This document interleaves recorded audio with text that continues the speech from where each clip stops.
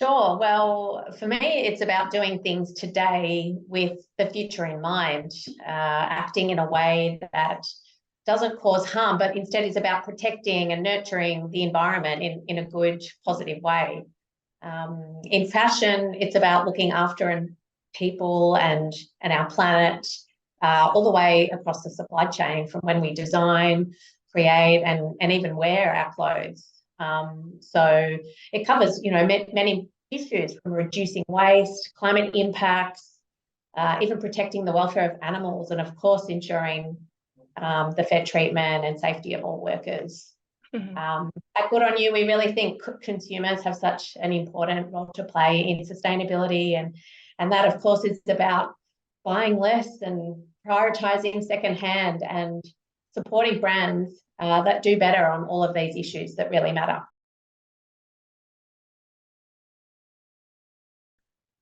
Definitely. Transparency is so important. It's what drives accountability in the industry. And of course, it's what gives consumers the information they need to make better choices.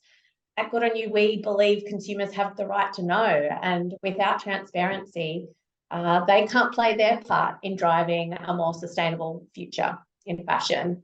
So we really should be doing everything we can to give them the information that they're looking for, give them the information that they need to support those better brands, to make better choices on the things that matter to them. Our ratings methodology at Good On You actually takes into account only transparent, publicly reported information.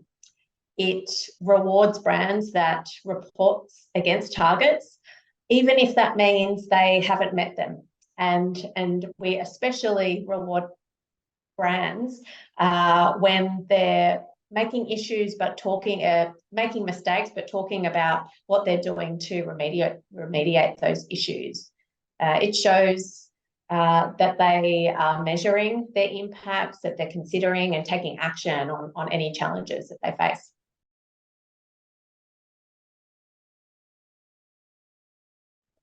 It depends. More and more consumers aren't tolerating brands taking no action on sustainability, and that's a good thing. We want consumers to, as I said, care and play their part.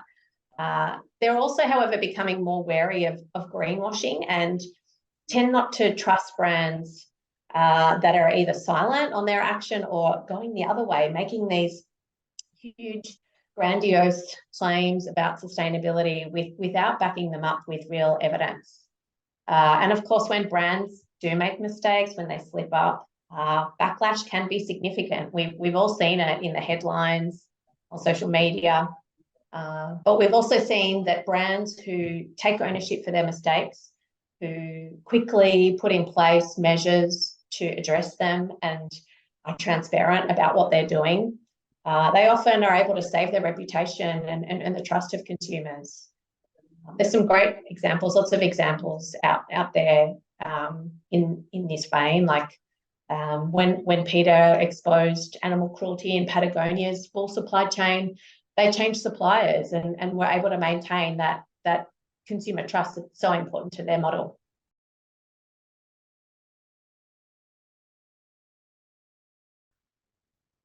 That's true. Fashion has particular challenges when it comes to sustainability, but that doesn't mean we shouldn't take accountability and strive for change. It goes back to my earlier point. Transparency really is key. It's the important first step, because only when we dive into those long, complex supply chains and we know what's really going on behind the scenes, can we make progress and measure progress and work towards better outcomes.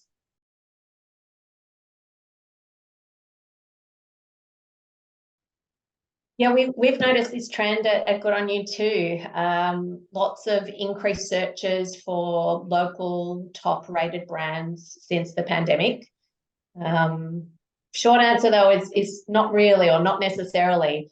Local production definitely has some benefits related to lower environmental footprints, It's, of course, easier to trace and oversee supply chains that are local, and allows for better collaboration with suppliers to support and empower workers and support local communities and businesses. But there are lots of other complex issues that affect the sustainability of fashion production. And it really comes down to how brands are managing their impacts all across the supply chain, from the sourcing of materials, land and energy use, management of chemicals and water, right through to labour policies and animal welfare practices. That's why at Good On You, we consider up to 1,000 data points for each brand across 100 or so critical sustainability issues when assessing a brand's impact, because they are all important. They are material in a brand's impact on people and the planet.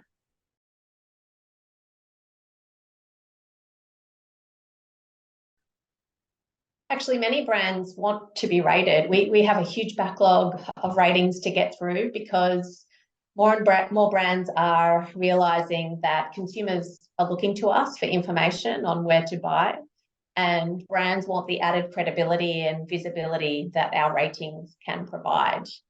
Of course, others are not always happy with their rating, which I think really reflects the fact that issues in sustainability and fashion, they're not easy to tackle, and the industry as a whole has a long way to go. But we've recently launched a new tool to support brands called Good Measures. It's all about helping them understand and improve their rating and get extra support where they need it. We work a lot with retailers like Farfetch and YNAP that use our ratings on their site to promote brands doing better on key sustainability issues. And it's these same retailers now also taking up Good Measures to help their entire portfolio of brands to improve. So we really need to tackle these issues from every angle and lend a hand of support where we can.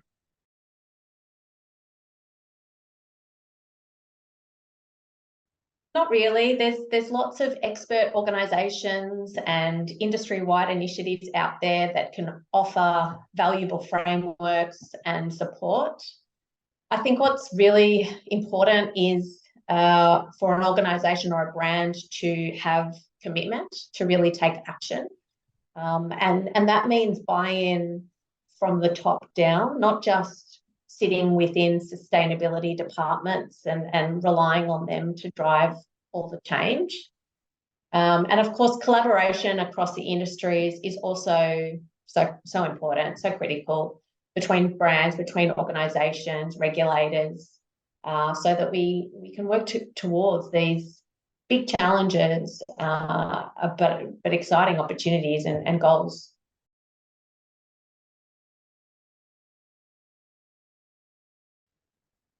Sadly, yes.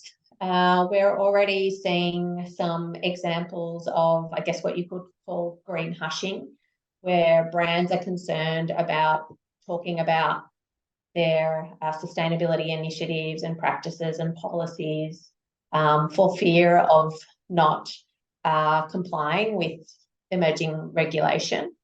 But that can only last so long, because the demand from consumers to access this information, to choose products from brands that are doing better on the issues they care about, is real, and it's only increasing. And brands that don't step up, that don't act on these issues that are important to consumers, will fall behind, will miss out on engaging with a really important part of the market. So we expect brands to eventually not stay silent on sustainability, risk losing market share, and rather step into and start communicating with their customers on the things that matter.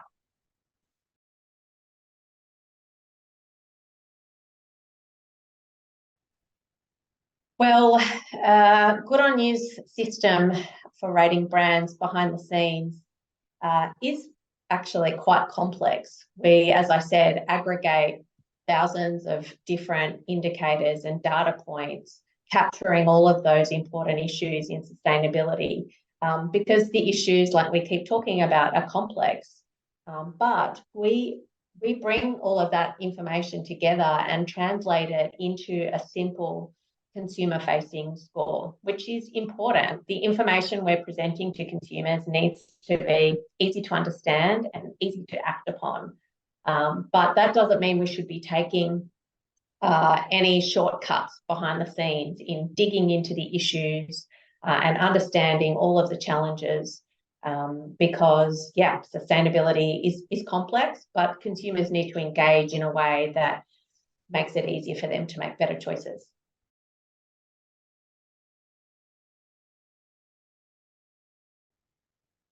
Oh, that's the dream, I guess, where sustainability is so ingrained in business as usual that there's no need for special teams and executives. Of course, we're still a long way from this point, but with the right commitment and collaboration across the industry, and of course with the right information to empower consumers, I'm really optimistic about our path to get there.